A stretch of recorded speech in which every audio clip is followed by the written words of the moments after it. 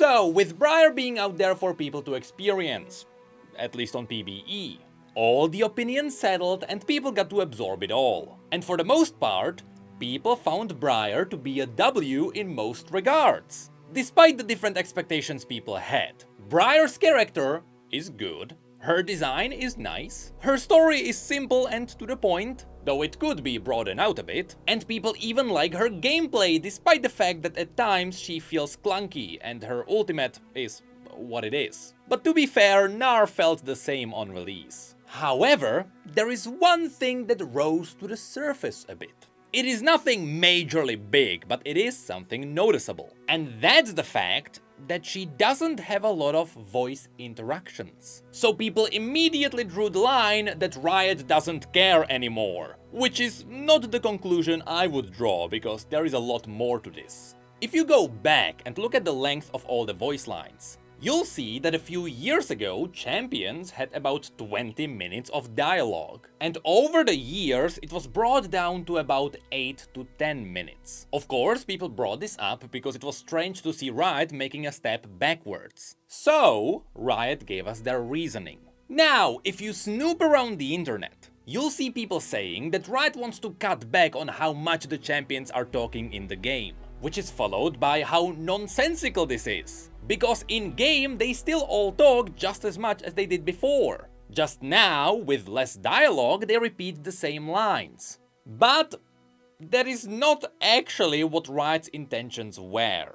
The real reasoning is that Riot didn't want to cut back on the frequency of the voice lines. You'll see those are indeed the same, but it is to cut back on how frequently unique lines happen. So when a unique interaction is triggered, it feels more special. Many of you will not remember this, but this was actually part of Riot's very old philosophy. Many years ago, and I'm actually talking about 12 years ago, Dota used to have an incredible amount of unique voice lines, while League's champions just talked. There were some outliers, and I really mean there were like 4 champions who had unique interactions. For example, Rengar had a line against Kha'Zix, and Renekton had a line against Nasus. But that was really it. Riot didn't want to push for these too hard, because back in the day, with the limited amount of champions we had, when one of these rivals met, you could actually feel it. So the crazy thing is, starving people out of special interactions actually worked. And Riot was even proud of this, because they thought that Dota's voice lines were too saturated. And in fact, you may find many posts from 2012 where people talked about how awesome it was that Rengar had interactions with Kha'Zix. Although for those specifically, it was also cool because they had their own in-game event. But Nasus and Renekton were the exact same. But after that, we got more and more champions, people wanted to see more and more interactions, and so Riot let loose. Fast forward a few years and we got from 2 minutes of voice lines, and that's if you were lucky, to 20 minutes. With every champion interacting with just about everyone else. And to be honest, I think that was totally fine. I like how interconnected everything is. And I don't think you can change much by going back now. All the other champions will still have their 20 minutes of dialogue unless you just cut it down. But still, according to Riot, it is a bit too much, and so slowly it seems like Riot is cutting back on this. And Briar seems to be the latest example. So now I want to go through her voice lines, so that 1, I can explain what her voice lines are about, and 2, so that we can see if the voice lines are as bad as you might have heard. So, let's get on it. So, you want me to call you Vlad or Dad? Obviously, this line is aimed at hemomancy. From Briar's lore we learned that she was created as an artificial living weapon using hemomancy, meaning that all of the power likely originated from Vladimir, who first got his bloodbending abilities from the Darkin, which means that he became the first hemomancer, who was not a Darkin or someone worshipping the Darkin. And later he taught these powers to the scholars of the Black Rose. It could also mean that Vladimir was directly involved in the creation of Briar, but so far that remains to be unconfirmed. because it is also possible that Vladimir was still hiding underneath Noxus when Briar was created. Oh, Scion!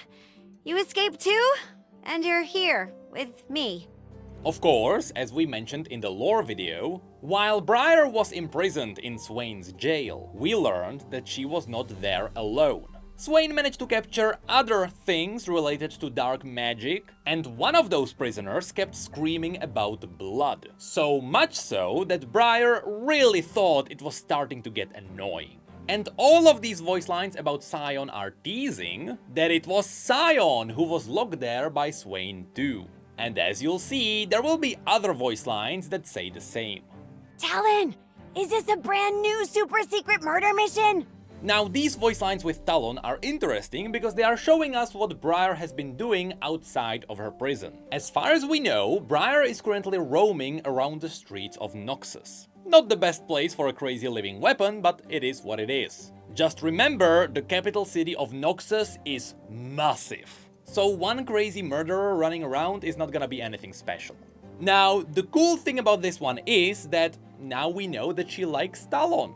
The logic is that she has spikes and he has spikes. He is an assassin and she can be an assassin. So she has some voice lines with him, not just because they are both assassins in-game.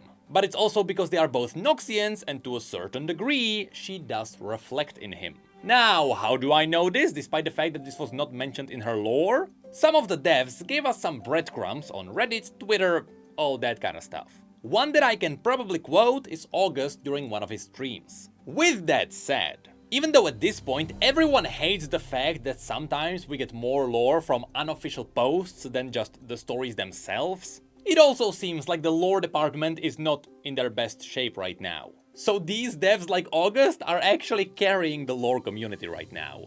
So I actually do appreciate when someone unofficially comes out to give us something more. But we better start getting some official posts as well.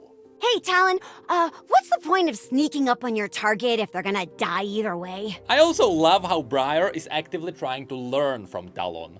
I don't like you, Scion! No blood for you, Scion! Now again, these attack moves tease that Scion was the one who was in the prison screaming about blood. Ooh, Talon, show me your blades! And again, Briar likes Talon's sharp blades. Not sharp enough, Talon! And she can also get quite crazy about them. In case it's not obvious, these two kinds of quotes come from when she is in and out of her frenzy. That's why her personality snaps like that. And the best example of this are the next two quotes. You smile in fear, Vlad! Let's compare fangs, Vlad! I like how she has two modes. Terrifying and adorable, nothing in between. A family-sized meal? For me? Of course, then she has a bunch of these lines against all the jungle monsters. And they are here not because they would be any relevant to her lore, but it's because she is a jungler. She will be interacting with them a lot. So this makes jungle a bit more bearable. Look, junglers really need anything they can get.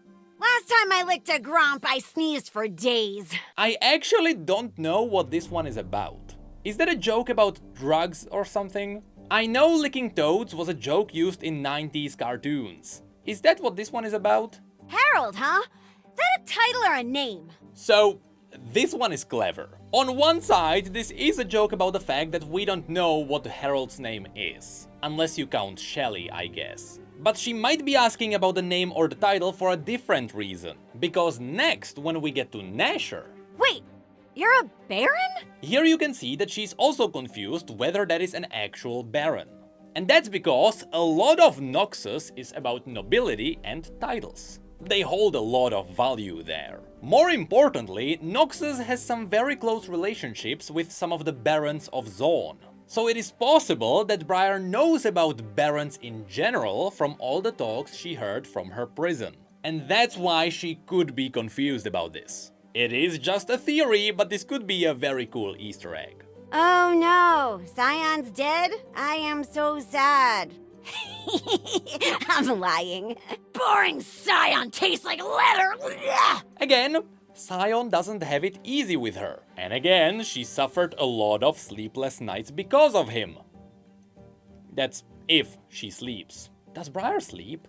Traitorous Talon!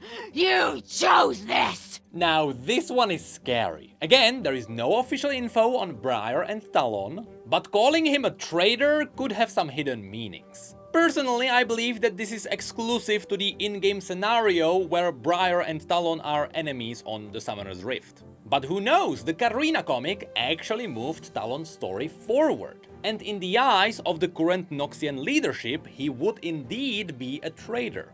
So maybe this is a foreshadowing of Talon's ASU, which, based on the story, I really believe he is getting one.